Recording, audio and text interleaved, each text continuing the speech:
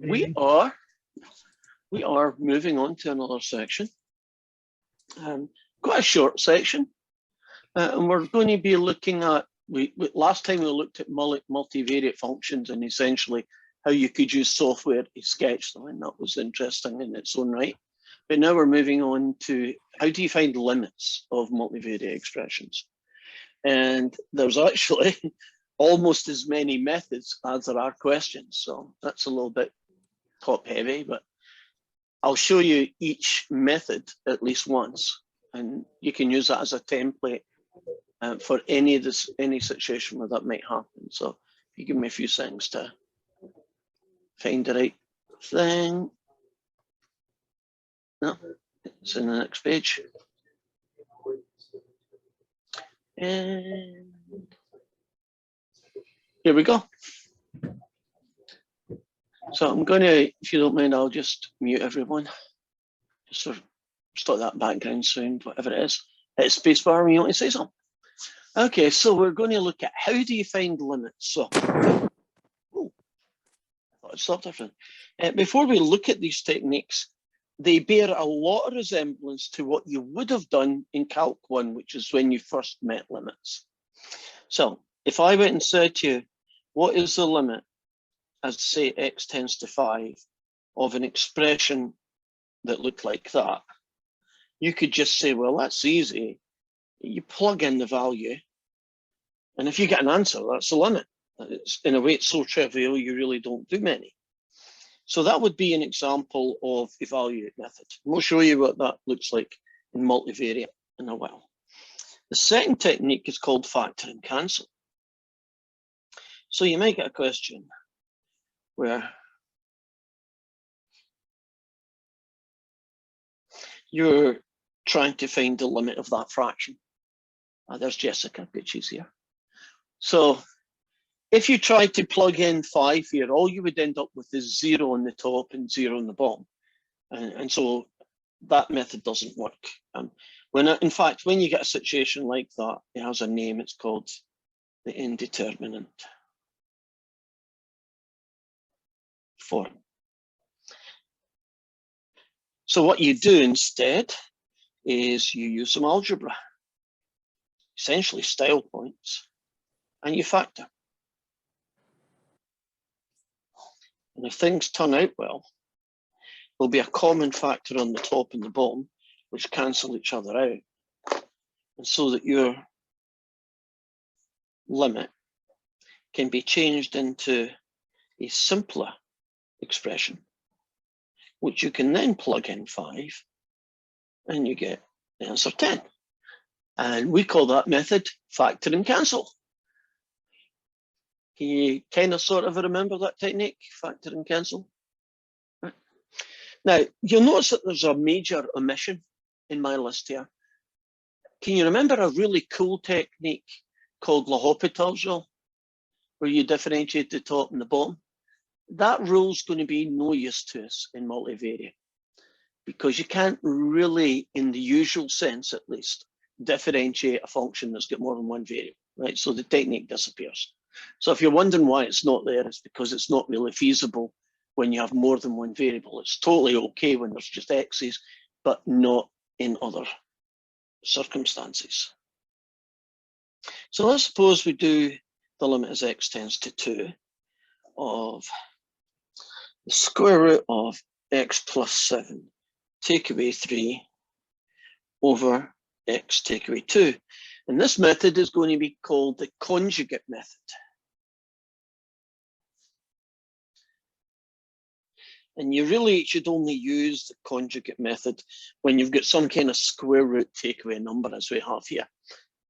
And the method for solving it involves using a guy called the conjugate, hence the name. You take this square root and you use the same two terms, but with an add. And because you're using it on the top and the bottom, essentially what you're doing mathematically is you're multiplying by 1. Right, 5 over 5, x over x, right, is essentially 1. So you're not changing its value, you're just changing how it looks. So what the original becomes is a little bit different. So I have this guy. I have right next door to it that guy. And then these two top, the ones with the square roots, the plus and the minus, you FOIL them all out. And you're going to have to trust me on this, but what you get is x plus 7, take away 9, because the O and the I cancel out. That in turn becomes x take away 2 all over the bottom expression. And if you do the conjugate method, eventually, sometimes not as simply as this, but eventually you get a cancel. So your question, your original limit question, becomes this guy. But we can do this guy because it's the square root of 2 add 9, that's 9 add 3, 3 add 3 gets you 6. So there's your answer. And that is called the conjugate method. Does that ring some bells for some of you? Remember, it's called the conjugate method. You should only really use it when you have a square root minus a number. If you see that kind of look to it, you should do it.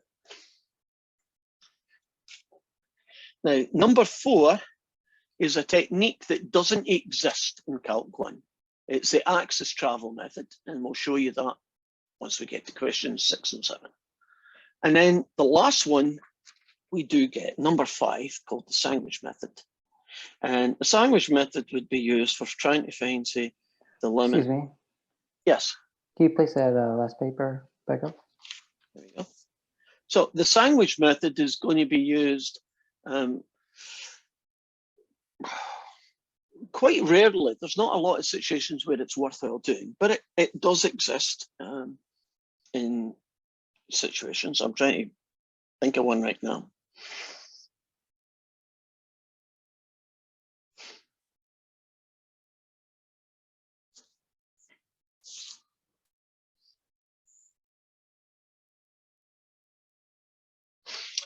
For instance, I might want to find the limit as x tends to 0 of that expression. Now, if you just plug in x as 0, you get 0 times the sine of 1 over 0, which is essentially infinity. And we do have a kind of problem with, you know, what number is the sine of infinity, right? We have an issue with calculations. So what you do in this question is that you sandwich this between, is this okay to move now? Tom? Okay. What you do is you sandwich this between two known expressions, one that it's bigger than and one that it's less than. So here goes.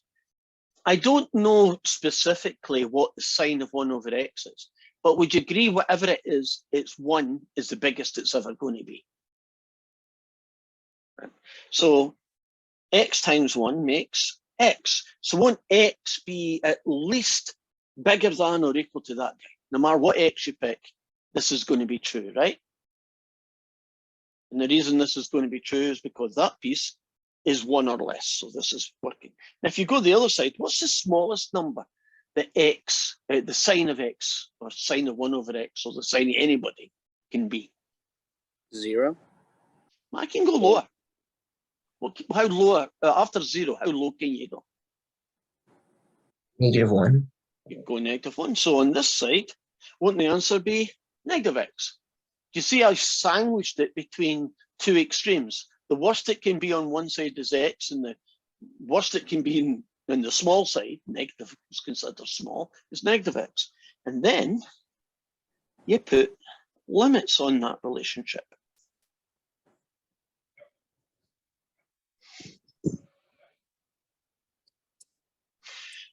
Now, the limit as x tends to 0 of x is 0. And as x becomes closer and closer to 0, won't the limit of -x be 0? Now, it may be -0.2 trillion zeros in a 1, but isn't its limit still 0? So what is the conclusion about what the guy in the middle has to be equal to? based on the fact that it is sandwiched between 0 and 0? It would have to be 0. It would have to be 0. And that is the answer to the limit as x tends to 0 of x sine 1 over x. So what would happen if you get different numbers or different values? A little bit more information. You know, if that was like x equals 10. No, I'm not saying that. Like when you go ahead and take the limit, what if they're all different? Oh, so that's 10 and that's 5. Yeah. Yeah, then you've chosen bad limits because if they're different, you won't be able to give an answer. So you try and make sure that the two limits end up being the same number so the sandwich method works. If you choose limits where you end up with different answers, you're going to have to go back and change one or other of them so that they meet in the middle. So as you can imagine, it's quite exceptional for you to be able to do that. That's why this technique isn't that common, right? There's not that many situations where it would be the one to use, but it is there. And there is one question where it's used. So this is us now going to take what we've just looked at, which is a very, very quick recap of Calc 1 limits methods that you would use. We're going to now apply them to multivariate functions. So this is our first version. And this is going to be the evaluate method. So let's suppose you wanted to find the limit as x, y, term tends to 0 to. Now, notice the notation's a little bit different. It's not the limit as x tends to 0. It's not the limit as y tends to 0. It's a limit as x, y tends to 0 too. Do you see it's kind of a multivariate limit as well, isn't it, right? Two different variables are heading towards different values. And the expression that we're going to do it to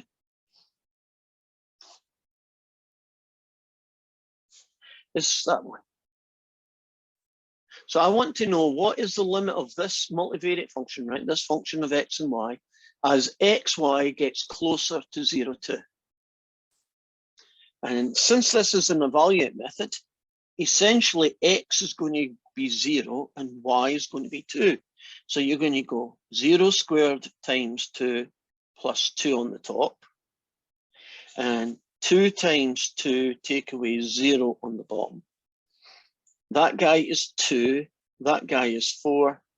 Your answer is a half. So that fraction is going to home in on a half as xy gets closer to the point 0, 2. So can you imagine 0, 2 being the floor and the z value is the height? As you approach, no matter what direction you come in, right? No matter what direction, as you get closer to this point here on the floor, 0, 2, the height approaches a half. So that would be an example of a curve that was, for all intents and purposes, continuous. Would that make sense? That if you're continuous, there's nothing weird going on. The limit doesn't change. You know, it's not like on this side it does that, but on this side it goes up here. That would be bad news because the overall limit wouldn't exist. Do another one of these. Let's suppose we do xy becomes 0, 0, which is the origin. And the function that we're going to deal with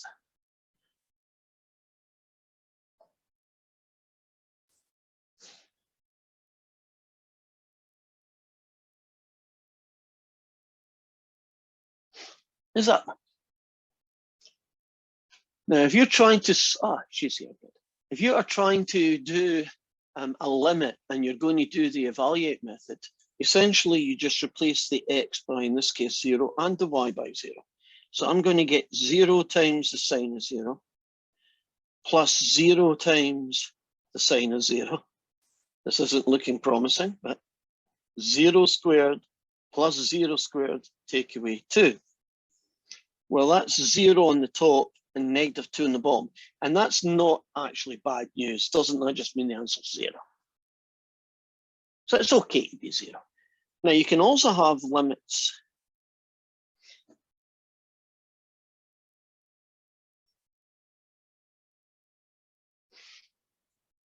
like that. Okay. And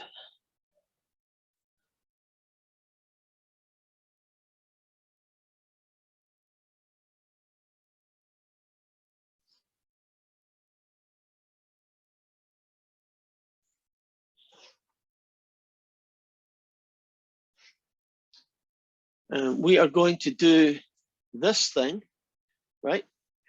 Essentially, normally when it's infinity, I call it brute force.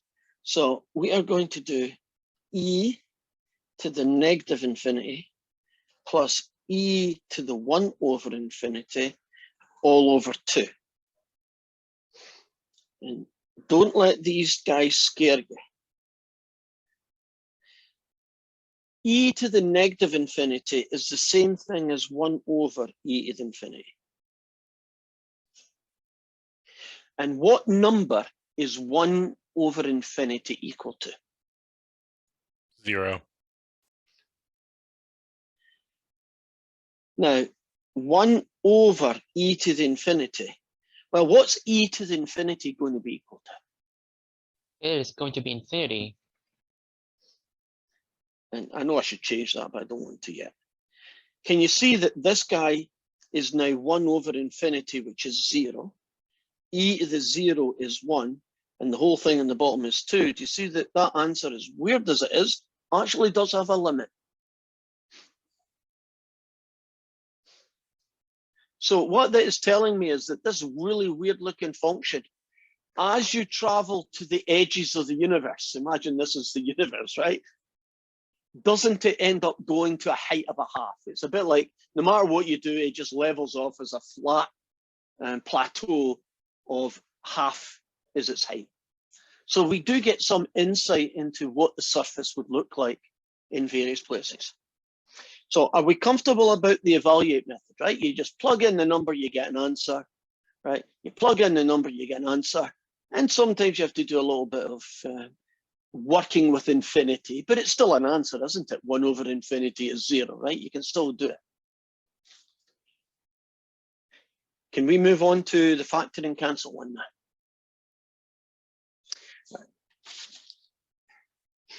I'm picking my own because there's so few viewers to do, although I might use, now I'm thinking about it, I might use some of theirs as a kind of way to go. Okay. I would like to find the limit as xy tends to something, but I don't know what it's going to tend to because I haven't set up my question yet.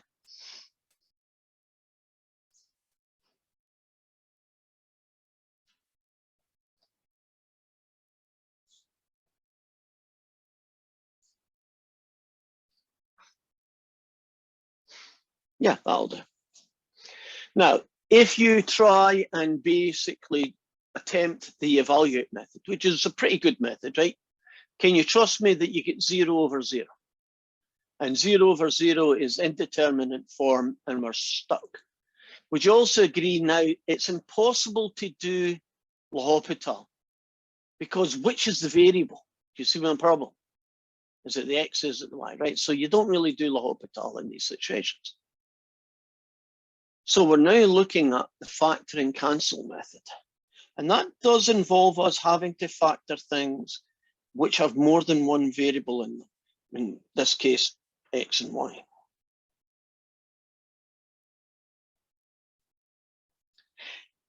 I hope some of you, most of you, I hope, recognize that x squared minus y squared can be factored. I really recognize that it should be x plus y times another x minus y. And if it does factor, isn't there a very, very good chance that if there's an x plus y in the bottom, one of these two guys will probably be an x plus y. So you do have a kind of clue to what it's going to factor into. At least you know half of what it's going to factor into. Are you comfortable with difference of two squares, even though they're both are variables, right? Now, you can cancel. And now your question.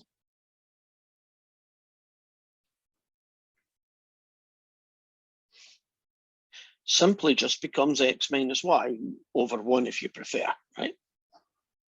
And that gets me 1, take away -1, and so the answer is 2. So that has a limit of 2. Are we good with the factor and cancel? Right. Let's show you an even weirder version of factor and cancel. How about, again, I'll figure out what the limit's going to be in a minute once I figure out how I'm going to factor it.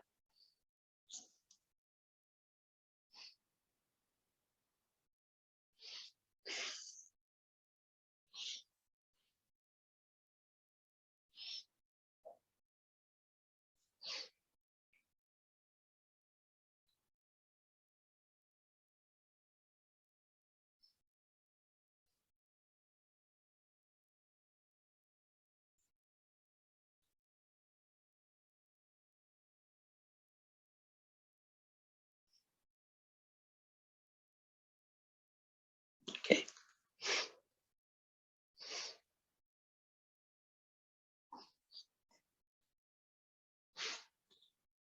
All right, I'm just wanting to make sure it's a 0 over 0, because if I put any combination and it might be 5 over 9, 5 over 7, in which case the answer is 5/7, right? So I'm trying to do a combination of a fraction that needs some kind of factoring and a value of x and y that don't work with it, right? So 0 over 0 is pretty much the typical situation for that. So is that x plus y, and it's going to be x minus 8? 99% right. I want you to look again and change one piece. You're missing a y to make a y squared. What was it 8y. say? Yeah. You're right. But you were 90%, 99%, so you did the hard stuff, right? Now, if you've never factored a quadratic in two variables, which is essentially what I've done here, right? To convince yourself later, go and FOIL that out, and I bet you it works. Now, let's finish that, and then we'll show you a little bit of a trick on how to do these kind of guys. Now, if you cancel and cancel, and Lewis, did you notice that the bottom had to have one of these two, and that was the obvious one, right? Yeah. Right. So what we now have is the limit of xy tends to that combination, but now it's just for that guy. So that's going to be what? 2 take away 8 times -2, which I believe is 18. So here's a little algebra trick for factoring quadratics. Quadratics just means the biggest power of x is x squared, right? Or y squared is squared. This is a trick that sometimes helps people. I think it helps.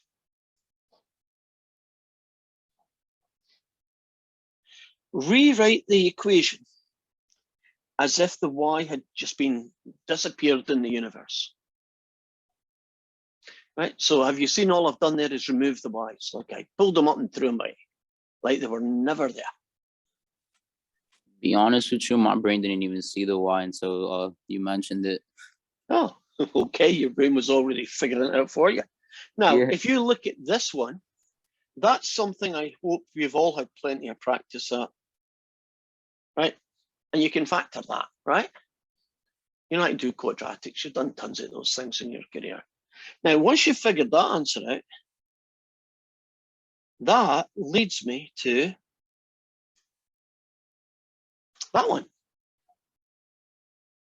So turn it into a question that you're more comfortable with. Find the answer to that question, and then convert your answer into the answer for the question you really were interested in the first place. You see, it's if you do enough of them, you just go straight to the answer.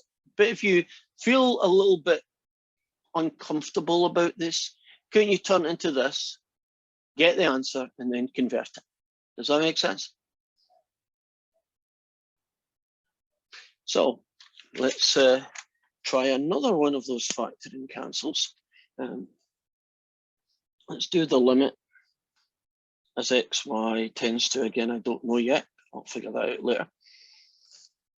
And it's going to be x squared y cubed plus 2x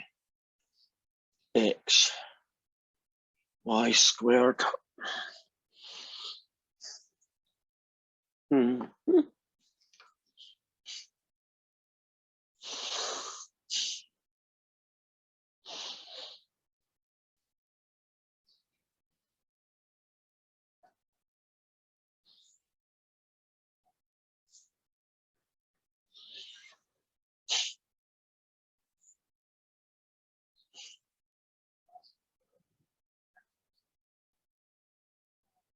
Okay, that works.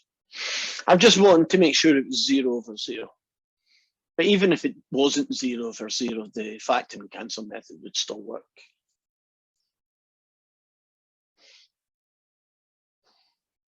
Now, I did that in my head, so if it ends up not quite working, I'll just change it.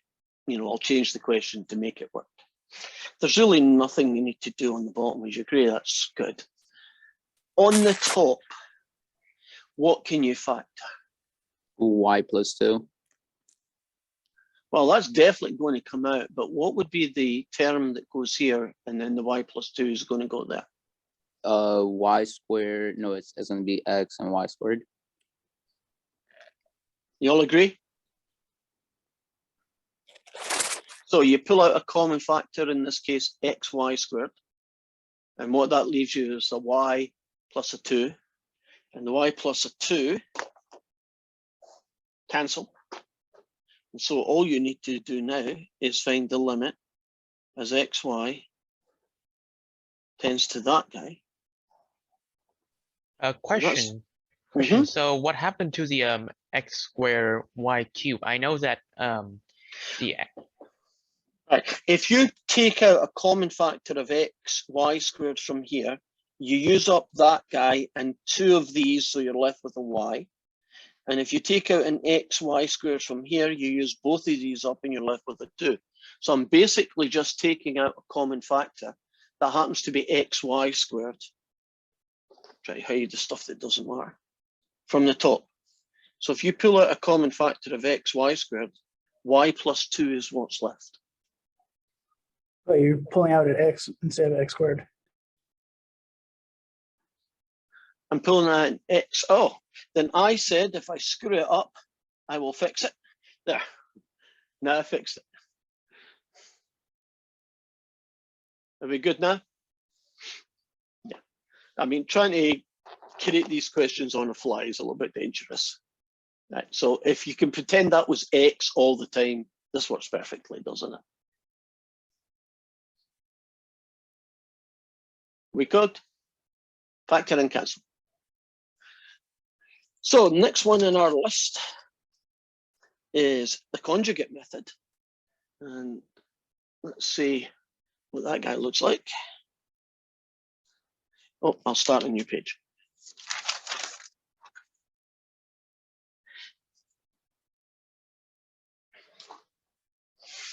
I'm going to use one of their questions because it's quite difficult to create one of these, straight off the top of my head.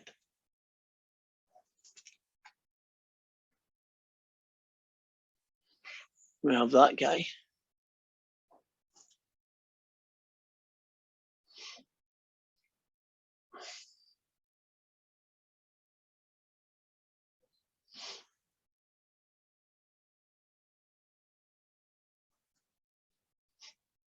Right, if you plug x is 0 and y is 0, you get 0 over 0, indeterminate form. So that means we're going to have to, do some algebra on it. And the technique that we're going to use is called the conjugate method, just like in Calc 1. Of course, I never left enough room, so the next guy is going to be really squashed. But the conjugate involves you multiplying the top and bottom by these two guys, but with a plus. So there's going to be a square root of x squared plus y squared plus 16. Add 4, that's on the top. And the same x squared plus y squared plus 16. Add 4 on the bottom.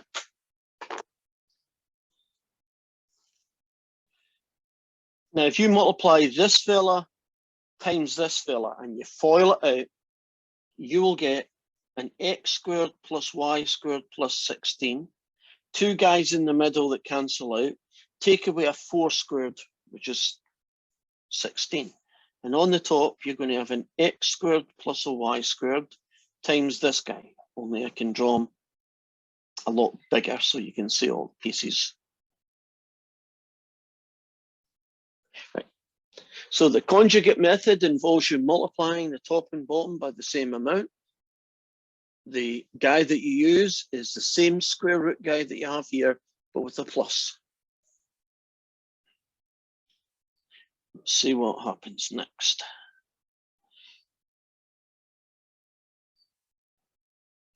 X squared plus y squared plus 16 take away 16 leaves you with x squared plus y squared.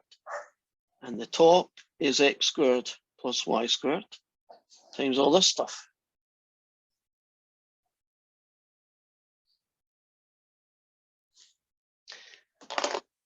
And there's the cancel. So you're going to have the limit as xy tends to 0, 0 of that guy plus 4. And you can plug in 0 for x and 0 for y, and you get that. And that's 4 and that's 4. So the answer is 8.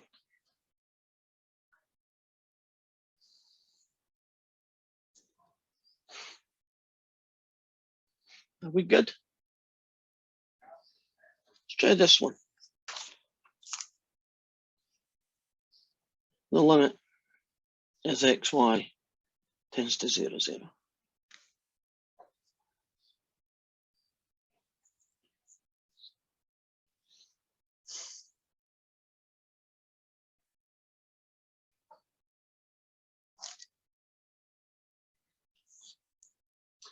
Okay, plug in 0, 0, you get 0 on the top, you get 0 on the bottom. That is indeterminate form. Agreed? And do I want that the other way around? I've got to think about this. Do I want a plus or a minus? So I want a minus, that's a problem. It's going to be x minus. Can I change that bottom, a little last minute change, to x take away y? It's still indeterminate, but I want that. So the conjugate is that guy or that guy, right? The same two guys, but with a plus instead of a minus. So we're now going to have this fella. If you multiply all of this together, you get that guy squared, take away that guy squared. On the bottom, you get that. And you get, and those two guys cancel. And now we're going to get the limit as xy tends to 0, 0 of 1 over the square of x plus the square root of y, which I'm going to evaluate. What is 1 over 0? Isn't that undefined? Yeah, but we expanded undefined. Infinity. Infinity. And the Oh. reason I'm saying is infinity is, would you agree these two things have to be positive? That a square is positive. So I know it's 1 over a positive infinity. So there's an example where the answer could be infinite, right? Because there is a possibility of that happening, right? Okay. So far, so good. So next fellow that we're going to try in our list of situations is going to be not that one. I'm keeping that till last, but it's the sandwich method. And I believe it's the last question, and it is. So this is my version of question 8. It's the limit of xy tending to the origin of xy, the sine of 1 over x squared plus y squared. And we're going to use the sandwich method on it.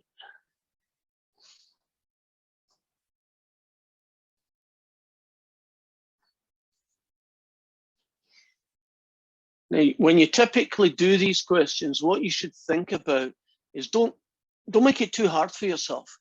Forget about the xy for a minute. Would you agree that the sine of anything, the most it's ever going to be is 1? And because I know this is going to be 1, do you see how I can get the xy?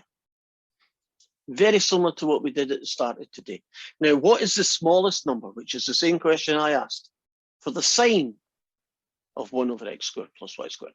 Is that a negative xy, right? Now, what happens to xy when x and y both tend to 0? Well, don't you get 0 times 0, which is 0? And what happens to negative xy as both become 0? Don't you also get 0? Negative 0 doesn't mean anything. So doesn't that mean the guy in the middle is also equal to 0?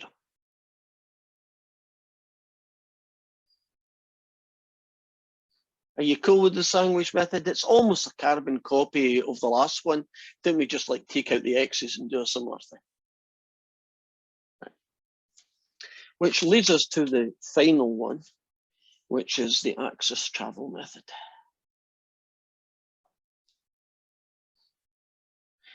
And this particular method is going to be used not just to find the limit if it exists, but also to be able to tell you when there is no limit. Every question that we've done so far had a limit, right? It was a half, it was 4, it was infinite, right? There was a limit to be found. But not all functions have a limit. If we do a little side issue, if there was a vertical asymptote going on at x equals 1, wouldn't there be no overall limit there? If you had a piecewise function where it went this way and then it went that way, wouldn't there be no overall limit at that value of x where that happens? So we do know that it is a situation that can happen is that there is no limit. And the axis travel method is going to do that. And let's pick, I try to avoid these guys as much as we can. So here is the limit of x, y tends to 0, 0. And this method only works, really, I mean, you can expand it, but the only ones you're going to do are, a little happy face, is 0, 0, right? So bear that in mind, x becomes 0, so does y. And the function that we're going to deal with looks like this.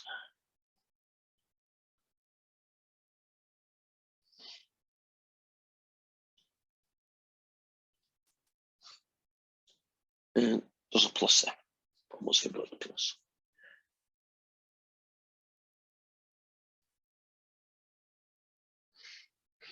So far, so good. That's just a question, really. Right. So what do you do in this axis travel method? Well, essentially, you find the limit by traveling along the two axes. So you're going to travel along the x-axis and find out what that limit is. You're going to travel along the y-axis and find out what that limit is. And if both limits are the same number, that would be a good indication that the overall limit exists. If this answer is 10 and that answer is 20, is it not proof that there is no limit, right? The limit can't be two numbers at once, right? So if you were heading, there's my x-axis, there's my y-axis. If you're heading along the x-axis towards the origin, and when you do that, the answer comes out to be 10. But as you head towards the origin using the y-axis as your travel pathway, and the answer is 20, do you see what I mean? It's the limit can't exist. You can't be two numbers at once. The analogy would be on this side it's 10 and that side it's 5, right? That isn't allowed. So you might say, well, how do you travel along an axis? This is what it looks like. You find a limit as x0 tends to 0, 0. Isn't x0 just any point on the x-axis?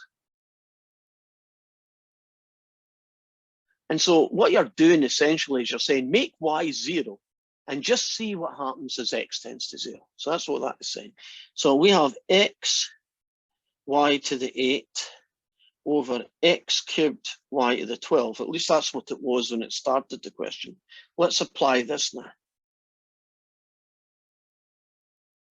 You've essentially said y is 0. So x times 0 gets you 0. And on the bottom, you've got x cubed plus 0 to the power of 12. And so you are, oh, interesting.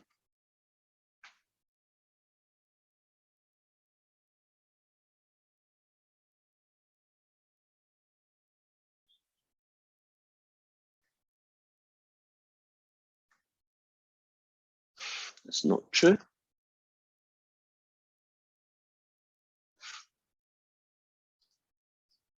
The question I'm looking at, can you see what my problem is? I'm going to make x 0 in a minute. Aren't I going to have 0 over 0, which is bad news? So I don't want that.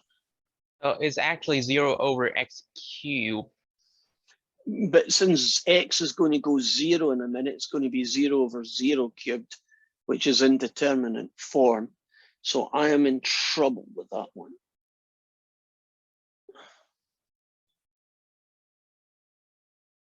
Okay.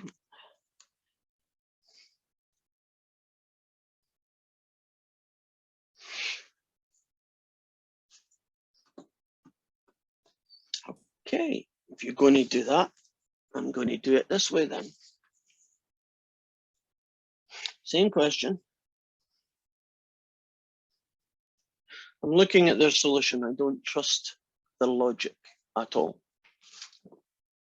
I'll show you their logic, and then I'll show you why I don't like it. I should have picked my own questions, really. Right. So here is the expression. There is it going to 0, 0. Right, here it is. On the x-axis, f of x, comma 0 equals 0 for x not equal to 0. Now, if you plug any value in here, essentially you make y 0. You get x. See, that does not logically follow. If you make y 0, don't you just get 0 over x cubed? I am not convinced that that logic makes sense. And they're talking about if you travel along the x-axis, which is fine, which is what you're meant to do. So don't like their logic. I'm going to do my own.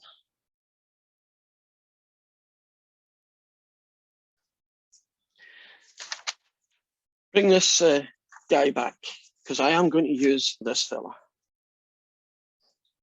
Would you agree that you get 0 over 0, which is indeterminate form?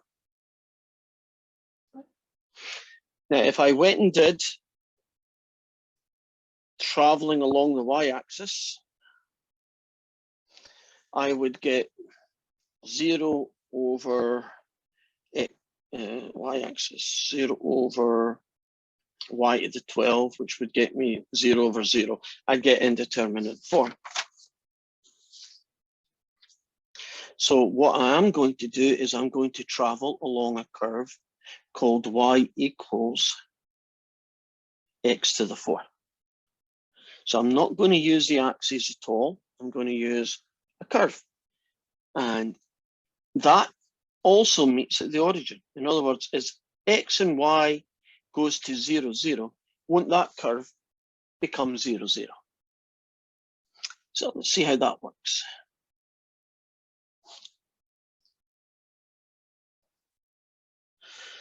If you make y x to the 4, you now have the limit as x tends to 0, or I should say y tends to 0.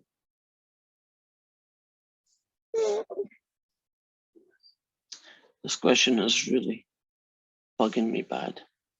There we go. I'm doing x equals y to the 4. Right, now I got the thing. So you're going to go y to the 4 times y8. You make this guy x to the 4, so x cubed becomes y to the 4 cubed plus y12. And you're doing the limit as y tends to 0. And you get y to the 12 on the top, y to the 12 plus y to the 12. So you end up with the limit as y tends to 0 of that. They cancel and you get the answer a half. So I chose to do a substitution and go along that axis, x equals y to the 4. And when I did it, I got this. I'm now going to choose a different substitution, right, and get a different answer. And that means it doesn't exist. So I'm looking at this thing here, and I'm trying to find, well, the reason I chose y to the 4 is so I could get a y12 and a y12. I'd like to get an x cubed here and an x cubed here for that same reason. So if you want y to the 8 to be equal to x cubed, you have to make y equals x to the 3x. Let's do that then. So it's going to be the limit as x tends to 0 of x times that guy. Oh no, I want x squared. There. You get that.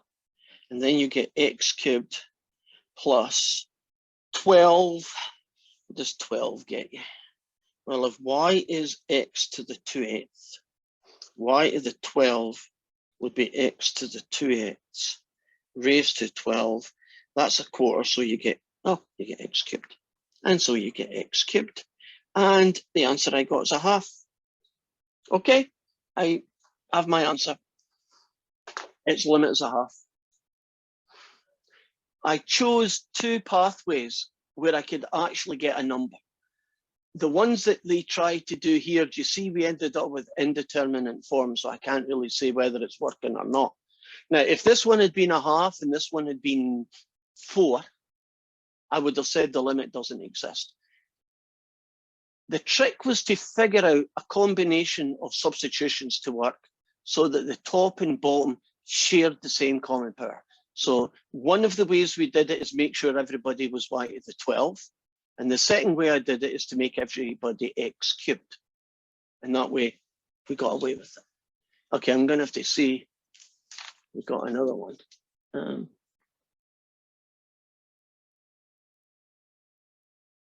Okay. I'm not going to do it their way. I just don't feel comfortable with the 0, 0, 0 combination that they would be talking about. And here is the expression. So we have an xy, we have a 3yz squared, and we have a 2xz squared on the top, and we have an x squared plus y squared plus z to the 4 on the bottom. Okay, so I am going to pick a couple of guys that replace everything here so it's all in x's, and then another situation where everybody becomes all the y's, and if I really want to be sure about things, everybody becomes z's. So I'm going to focus on this guy who's z to the 4. If I make x equals z squared and I make y equals z squared,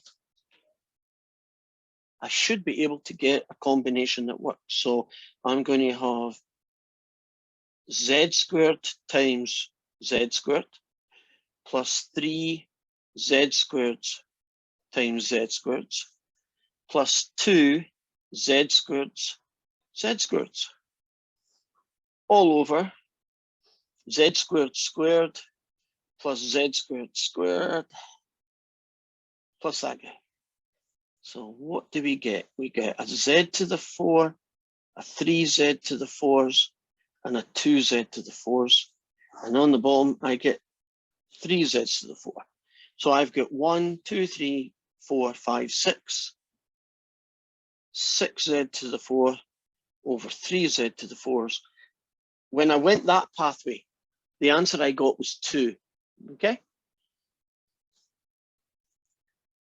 Now, same expression, but I want everybody to be x's. Okay. So I have xy plus 3y z squared plus 2x z squared over x squared plus y squared plus z squared. Now, I don't just want everybody to be x's. I want everybody to be x squareds. Should the z be equal to 4, z to the 4, or z to the square? This one here is a z squared. Oh, you mean Uh, here? The denominator, I mean, sorry, the bottom of it. Yeah. It should be x squared plus y squared plus Oh, z. z to the 4. Thank you. Yes. Right. Now, I want everybody here to be x's, right? But I also want everybody to be x squared. So I'm going to make y equals x for that guy. And what am I going to make z equal to so I get an x squared out of that?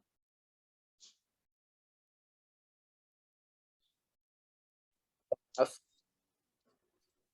didn't catch what you said. What should I do to make this come out as an x squared? What should z be equal to? To the power 1/2. Right. Now, if we use those substitutions, we will get x times y plus 3y z squared plus 2x z squared. On the bottom, x squared plus x squared plus another x squared. So the bottom is 3x squared. This guy is x squared. This guy is 3x cubed. And this guy is 2x squared. Everything good so far? Now, when we combine them, we get 3x squared plus 3x cubed all over 3x squared. If I pull out 3x squared as a common factor, How'd yes, you get the x cubed? the x cubed, did I get an x cubed? I should have gone x squared. Thank you. So 2, 4, 5. So we get 5x squared over 3x squared, which cancels down to 5/3. Wait a minute. Didn't we do it the other way? We get 2. It's 6x squared. How many? 3 plus 2 plus 1. Oh, okay. I'm happy. If the answers are the same, I'm happy. And if the answers are different, I'm happy, right? One I've got a limit and the other I don't. But that was harder than it should have been. It should have been simply just go along the x and go along the y, but they're making an assumption I do not feel comfortable about, like in the one I showed you. Well, that is the end of limits, which means we only have 2 sections to go, and I want to use up all our time well. So let's get a head start on this, even though you don't need to worry about it being in the test or the homework. This will be next week's test and homework, right? But it does give us an intro to it. And that is, how do you differentiate a multivariate function? Because we've kind of been saying, or I've kind of been saying, you can't really do it the normal way, which is true, you cannot. But there is a way to do it. It's called partial derivatives. So I want you to imagine I have a function. I'm going to call it x squared, xy cubed, plus e to the 1, right? That would be a multivariate function. Let's get used to some of the ways that they're written. You will sometimes also see them written like that. That and that are totally equivalent. You know, like in 141, y equals x cubed, f of x equals x cubed, you know, it's the same thing, right? Just notation. Now, how do you do partial derivatives? Well, here's the notation for it. You do this.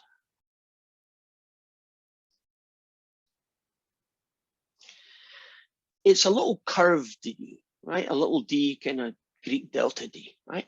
So that's the notation. And you read that out loud as the partial derivative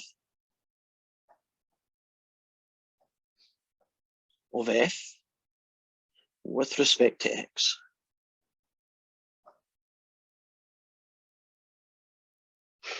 Or df by dx, which is much easier to say. That's its full title.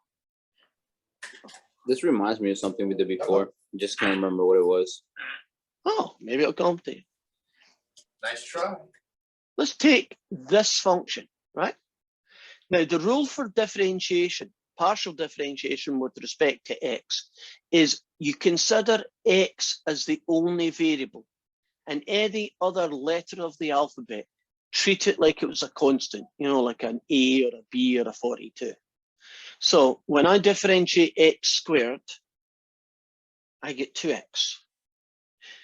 When I differentiate x y cubed, that y cubed isn't really a y cubed as far as I'm concerned. It's just a thing that happens to be called y cubed. It's like 42x. So when you differentiate x y cubed, you just get plus y cubed. Does that make sense? X is a variable. Every other letter of the alphabet is treated like a number, a constant. So what would the derivative of e to the y be with respect to x? That's important. With respect to x. E to the y. No, 0. 0.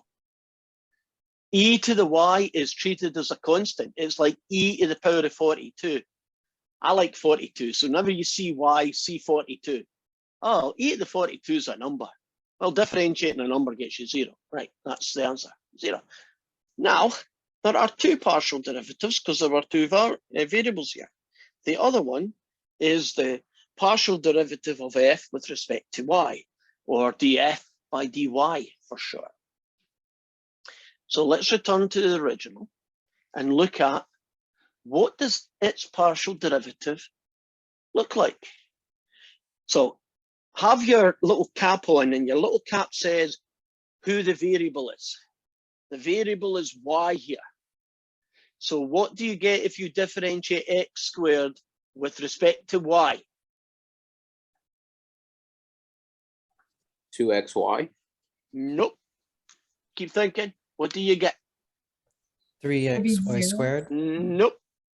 Haven't heard it. X squared. Nope. 0. You get 0. Isn't x a number? Isn't x squared a constant? Derivatives of constants don't get you anything if that's all they have. So that is 0. And technically I shouldn't be writing it in, but I guess I'll write it in since these are notes. Now, this guy, some of the earlier answers I heard could have been attributed to a term like this. If you differentiate x y cubed with respect to y, what is your answer? It's 42y cubed, if it helps. 0. 3xy squared. Yes. If it was x on its own, it would be 0. If it was y on its own, it would be 3y squared. Since it's xy, it's like 42y cubed. You get 3. The x is there. The only reason the x survived wasn't it because it was stuck next to the y cubed? If it was x plus y cubed, wouldn't the x on its own just get you a big fat 0? If it was 42x on its own, it would still get you a big fat 0. But because it's stuck next to the y squared, it's like 42y cubed, 42 whatever. Now, we have one last guy. What is the derivative of e to the y with respect to y? E to the y. Aren't variables on their own much easier to deal with because they're just normal derivatives? Now, you shouldn't really write 0 down because it isn't necessary, but I put that one in for notes. Another little pointer. Do you notice that this derivative isn't the same answer as that one? And I guess it's not a surprise. When you expect them to be different because your differentiation has different variables in it. Let's try another one. I'm going to use the Z version so I can show you some notation. Let's do x squared y cubed. Take away 2xy plus a y to the 4 plus a 1. Now, if you wanted to say find the partial derivative, you are allowed to use that notation, right? Or you can use this notation. You see the little baby x next to the z? That's just another notation for the partial derivative of z with respect to x. So each one of these guys, right, we're going to differentiate them. And for each one of these guys, the x is the variable and everybody else is 42. Let's go for this one. What would x squared y cubed get you? And if it helps, cover that up for a sec. It'd be 2xy cubed. You got it. Now, minus.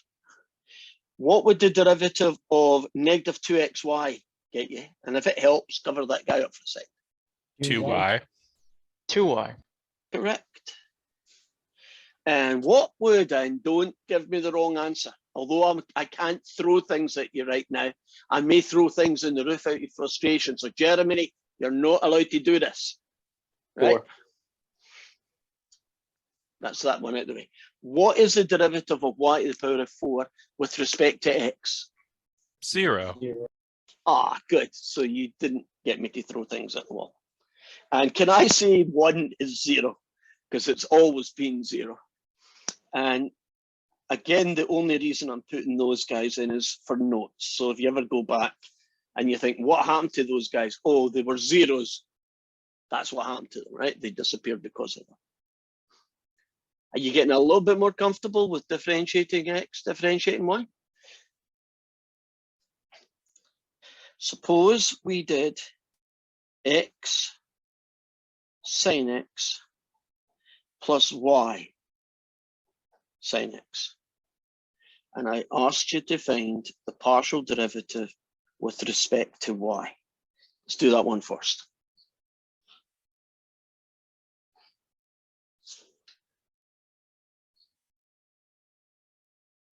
What would the derivative with respect to y of x sine x get you? 0 Sin x. because 0. Couldn't that be the ugliest looking expression in the world that had tons of x cubes and sines x's and e to the x's? As long as everybody is x's and there isn't any y's attached to it, isn't the answer just going to be 0? Now, this fella, with respect to y, what's the derivative of y sine x? Sin x. I didn't catch that, Jeremy, sorry. Sin x. Sine x. Do you see the difference a y makes to the question? You know, where the y is affects what your answer looks like. Because they're virtually identical looking, aren't they? They're only one small difference. Yet the answer you get is quite significant.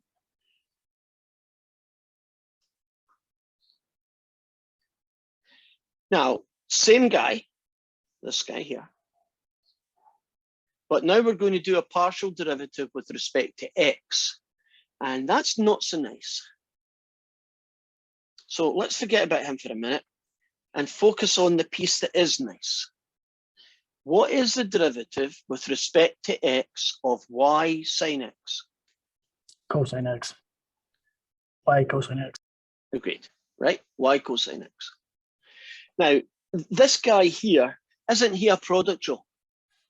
I mean, Calc 1, x times sine x, differentiating with x, it's a product rule. Can you trust me that it's 1 times sine x plus x times cosine x? And that's your answer. Okay, let's make your life even harder. Let's have a multivariate function with 3 variables.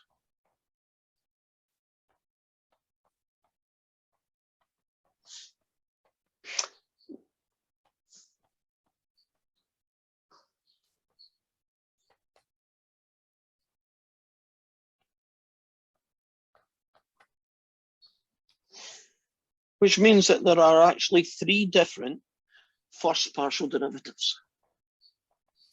Anybody want to take a volunteer shout at the first one? That's supposed to be 2x, right? Anybody want the second one? Somebody different? Yeah, sorry for holding you, but we'll give everybody a shot. What's the second one? 3y squared. Right. And I'm doing the last one. Great. Now, everybody there was separate and easy. Here's a similar looking question, but everybody is not nice and separated.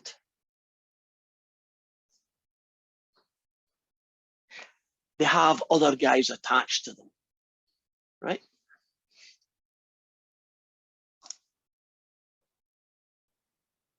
So if I'm going to differentiate this expression with respect to x, don't I have to look at each piece and say, do you have an x? And if the answer is no, won't the derivative be 0, no matter how ugly it looks? And then if it is yes, don't I have to look at what you would get then if you differentiated with x as a variable? So that's x squared.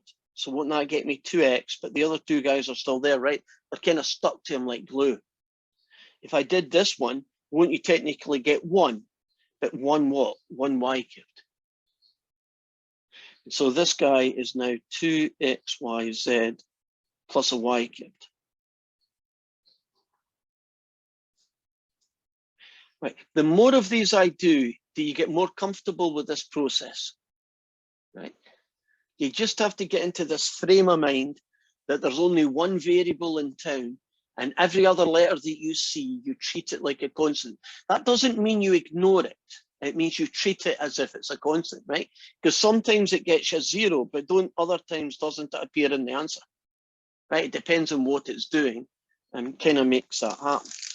Right, let's return back to 2 variables.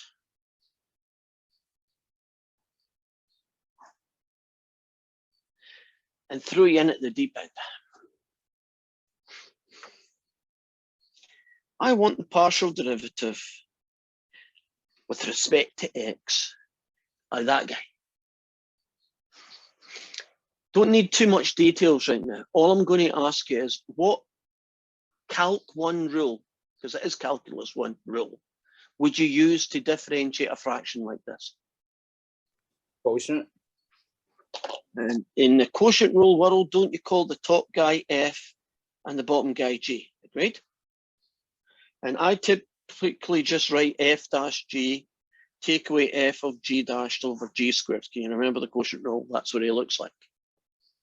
Now, pretty much everything is kind of Calc 1 looking. Now things take a turn for the worse.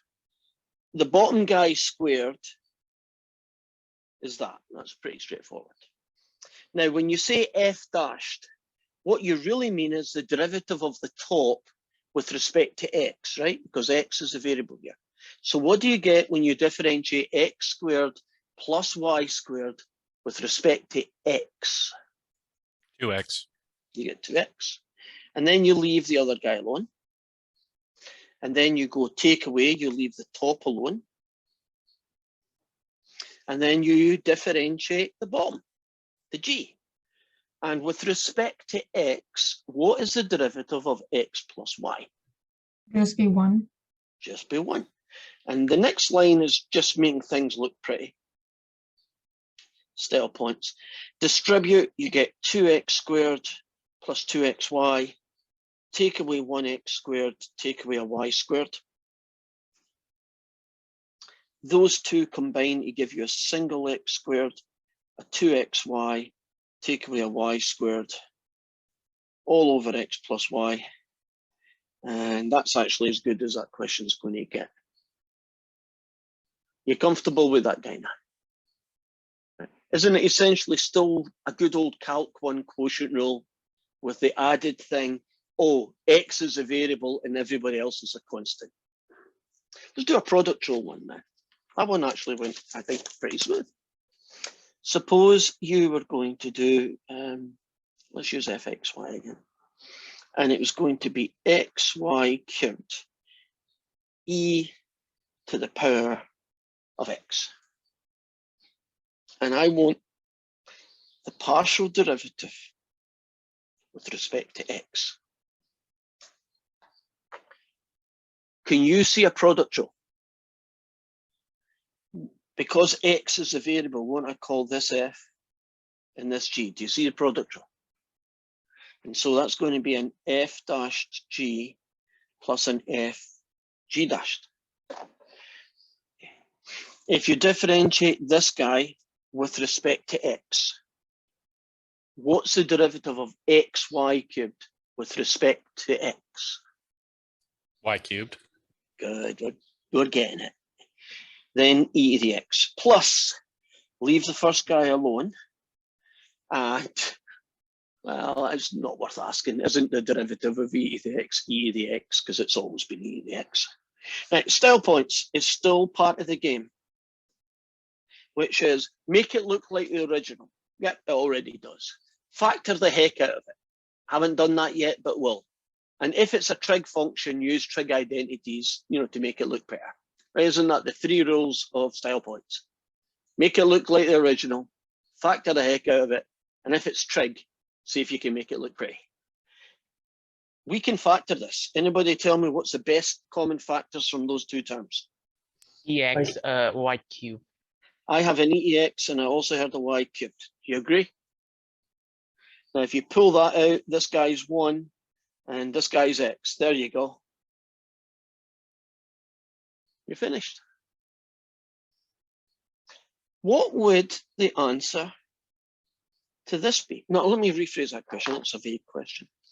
Do you need the product rule to differentiate this guy with respect to Y?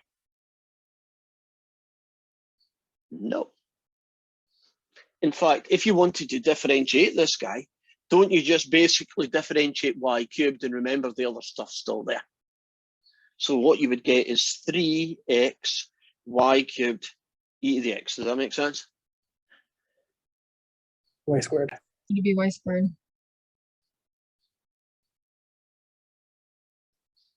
The fact that you told me that means you know what the heck's going on, so I'm happy.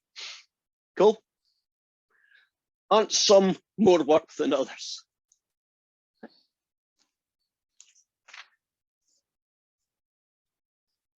How about this situation?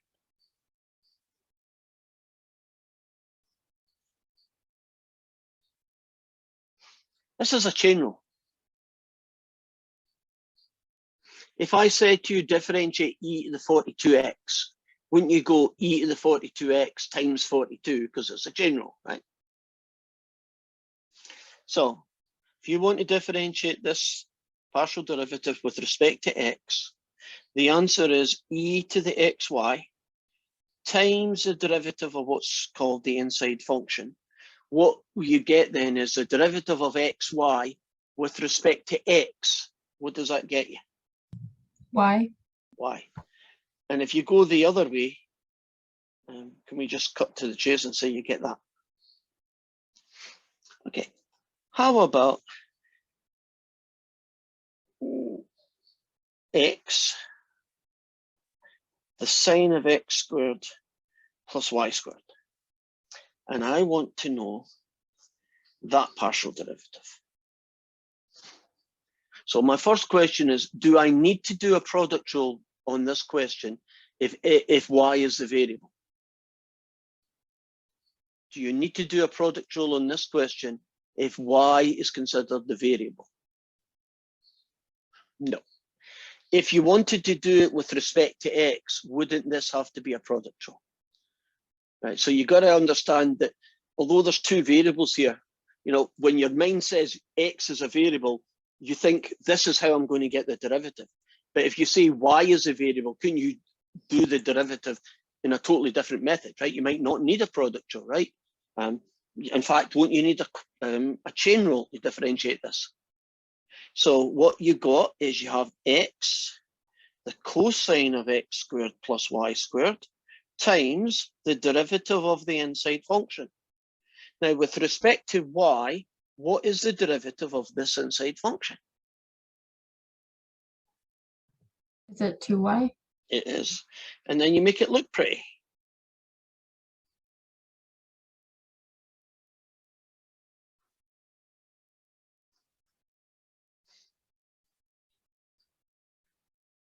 The more we do, the more comfortable you get with these, right?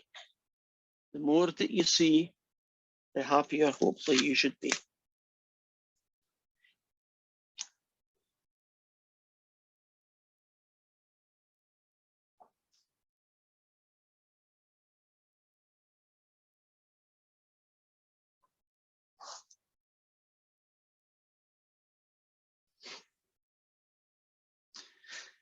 Okay, here is a pretty simple powers, but it's also a fraction, which is not really nice. And we're going to do two different partial derivatives. Now let's take the top one. If you wanted to differentiate this fraction with respect to x, isn't there only one place in this entire expression that is x? Right? So I am not necessarily going to do any quotient rule or chain rule or any other special fancy rule. But I do have to figure out what does that look like when all these other pieces are numbers. Right? 1, 2, 3, 4, 5, right, whatever. Not as obvious as you think. What is the derivative of that guy with respect to x? Would it be 1? There's definitely a 1 in it, but there's more than one. 1 over z plus w. Correct. Why is the z plus w okay, but these guys don't matter? Well, if I cover those guys up for a minute, isn't that like x over 4, x over 24, right? Aren't these two still attached to the x? So when you differentiate it, don't you get one of these guys? Imagine it said x over 4. Wouldn't the derivative be a quarter? Right? If it was x over 1,000,000, it'd be 1 over 1,000,000. That's what happened here. I want to do w now. The partial derivative. Oh, last question for today. Partial derivative of f with respect to w. I know I've got lots of stuff going on here, but pretend it's just a clean question again. Will I need to use the quotient rule this time?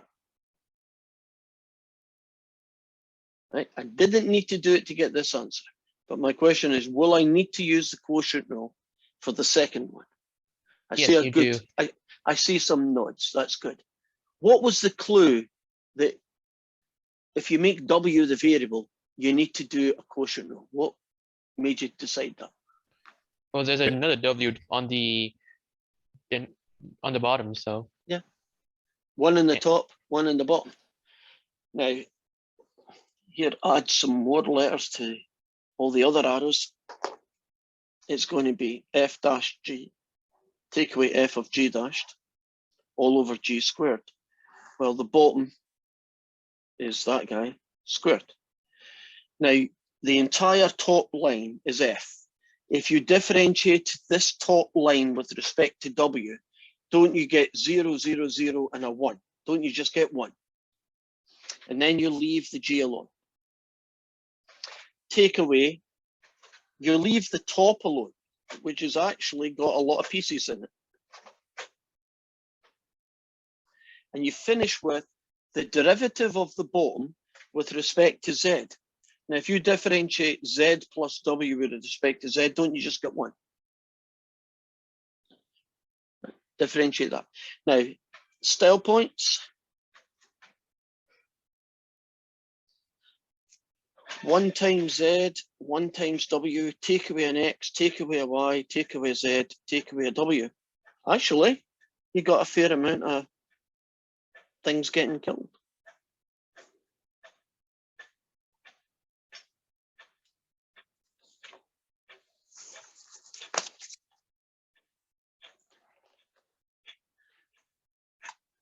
Are you comfortable with that answer? Does that make sense? Do partial derivatives make more sense to you than they did 25 minutes ago? And by the time next week is finished, they will make a lot of sense to you in the way that, yeah, I can differentiate anything you like, kind of thing. I hope that's where we'll be. So last name and bye-bye for now. And I'll hang about for any questions. So partial differentiation wouldn't work for L'Hospitals. No, unfortunately, because there's two variables and which one's the variable. Got it. So I wish there was a L'Hopital rule. And if there had been one, I'm pretty sure someone would have figured that out by now and it would have been, in textbooks. So the fact that I haven't seen one for a multivariate function makes me think there isn't one. You Can I would see maybe that say last you- page? sandwich method? Sandwich method works. No, I mean Um, like using the partial differentiation, like how you're taking one term in respect to Z and the other one in respect to Y. Uh-huh. You don't think a sandwich method that way would work if you put the two extremes? Well, when you do the sandwich method, you don't really use derivatives. You just say what's the biggest answer this could be and what's the smallest answer, and hope that the outsides are eventually the same number. So the guy in the middle has to be the same number. So you don't actually use derivatives in those questions. They're not necessary. They don't get used. Got it. So Alright, in well- what situation would you use the partial derivatives? Oh, partial derivatives are kind of fascinating. Can you imagine what some of these things look like if you put them into GeoGebra? What a lot of them look like is they look like surfaces, like the hills and valleys that you might get, in an English countryside. And if I put a little extra artist work on it, can you see that there's two hills here and there's one valley? You are very often interested in the location of these hills and valleys, but you've got to remember that they're in,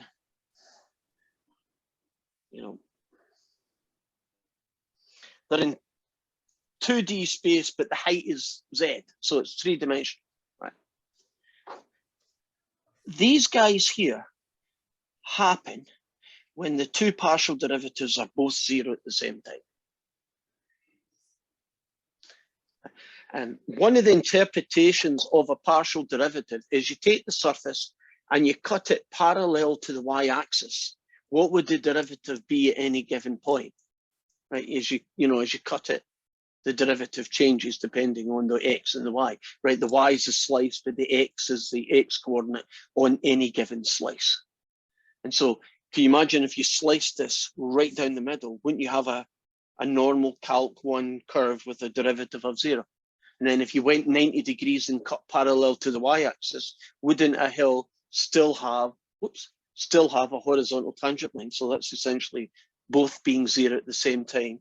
Tells you where to find those guys. It also tells you where to find those guys. So that's one of its uses. A lot of physics formulas involve more than one variable interacting at a time, right? You could have two things, maybe, I know, temperature is changing, but at the same time that temperature is changing, so is voltage, right? So you can have a situation where the combination of the two affects resistance. And so when you're analyzing things like that, you really kind of want to know derivatives, because derivatives are telling you, amongst many other things, rates of change, aren't they? So they're telling you how the temperature is changing as you adjust the voltage, or how the voltage is, how the voltage changes as the temperature changes, right? So you can actually get a little analysis on how both variables are interacting. And you might, for instance, be able to find the temperature and voltage combination that gives you the highest resistance, and the temperature and voltage, that gives you the smallest resistance. Right? And that might be interesting in a circuit board, right? Like, what's the worst case scenario? What's the lowest voltage I'm going to get out of this thing? What's the most I'm going to get out of this thing within a certain temperature range or within a certain voltage range? But for this class, we're only going to use it when you tell us basically to use it. You are going to be using it all the time for the next week, because that's kind of all we're going to be doing is partial derivatives.